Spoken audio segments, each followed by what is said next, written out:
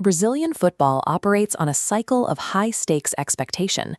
As legends like Pelé and Ronaldinho exit the stage, the country looks to the next generation. That search led to Mogi das Cruzes, São Paulo. Born in 1992, Neymar da Silva Santos Jr. developed his game on concrete and dirt, an environment that forced him to develop the fast, improvisational style known as Jogo Bonito. His father, Neymar Santos Sr., recognized this elite potential early and took control over his son's trajectory, steering his focus entirely toward professional development. When Neymar entered the youth academy of Santos FC, he joined the same club that once belonged to Pelé. He was now tied to the most demanding standards in South American football. From the moment he put on that white shirt, his career was no longer his alone. His talent belonged to the expectations of a nation.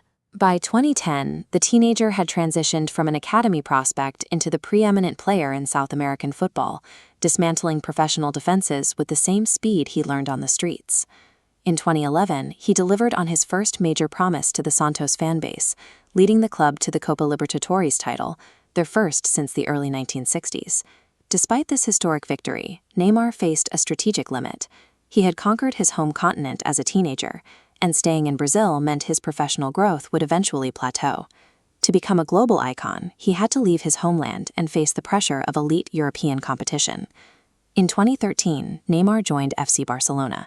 The transfer triggered intense global media scrutiny, testing whether his flamboyant style could survive against Europe's most disciplined defenses. The shift to Barcelona required a tactical adjustment. He had to adapt his game to play alongside the established star of the club, Lionel Messi. The addition of Luis Suárez completed the MSN attacking trio, a unit that combined individual creativity into a synchronized and lethal offense. This partnership reached its peak during the 2014-2015 season. Neymar scored crucial goals throughout the campaign to help Barcelona secure a historic treble, winning La Liga, the Copa del Rey, and the UEFA Champions League. Conquering Europe validated his status as a generational talent. With his club success solidified, the pressure shifted back to his international duties for Brazil. The 2014 FIFA World Cup, hosted in Brazil, carried a level of expectation where a championship was viewed as a spiritual requirement. Millions of citizens placed the emotional weight of the tournament on his shoulders. He was the focal point of a nation's hope. In the quarterfinals against Colombia, Neymar suffered a devastating back injury. He was stretchered off the pitch, ending his tournament instantly. Without their creative leader, the Brazilian squad collapsed. Days later, they suffered a humiliating 7-1 defeat to Germany in the semifinals. The disaster proved that Neymar was the structural, load-bearing pillar of the entire Brazilian sporting psyche. When he was removed, the entire foundation failed. 2 years later, the 2016 Olympics in Rio de Janeiro provided a chance for redemption. Neymar scored the winning penalty in the final against Germany to secure Brazil's first-ever Olympic gold in men's football. In 2017, he made a decision that changed the footballing landscape, leaving Barcelona to join Paris Saint-Germain. The record-breaking €222 million fee made him the most expensive human asset in the history of global sports. His motive was to step out of Messi's shadow and prove he could carry a European superclub to glory as its primary leader.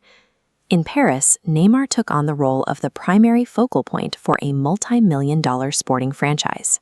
Success was measured by a singular mandate, delivering PSG's first-ever UEFA Champions League title. This era was marked by a duality.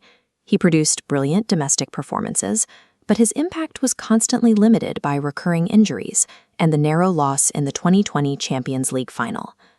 Because of his astronomical price tag, the public narrative turned harsh. Any result short of European domination was often categorized as a failure, regardless of his individual skill. Despite the physical toll of his career, he remained committed to the national team, leading Brazil through the 2018 and 2022 World Cups. His career was defined by a paradox. He was celebrated for his extraordinary creativity while facing constant criticism from the media regarding his on-pitch conduct. This chart shows his international goal count compared to historic Brazilian legends. The data is clear. His scoring output ranks among the sport's absolute greatest. Yet, the data highlights a missing piece. Despite historic individual numbers, the World Cup trophy remained out of reach. Even without that final trophy, his commitment to flair kept the traditional spirit of Brazilian football alive for a new generation. By navigating national trauma, career-threatening injuries, and the scrutiny of his record-breaking transfer, Neymar maintained the joyful magic of Jogo Bonito. He exits the global stage having carried the weight of the crown while preserving the identity of Brazilian football.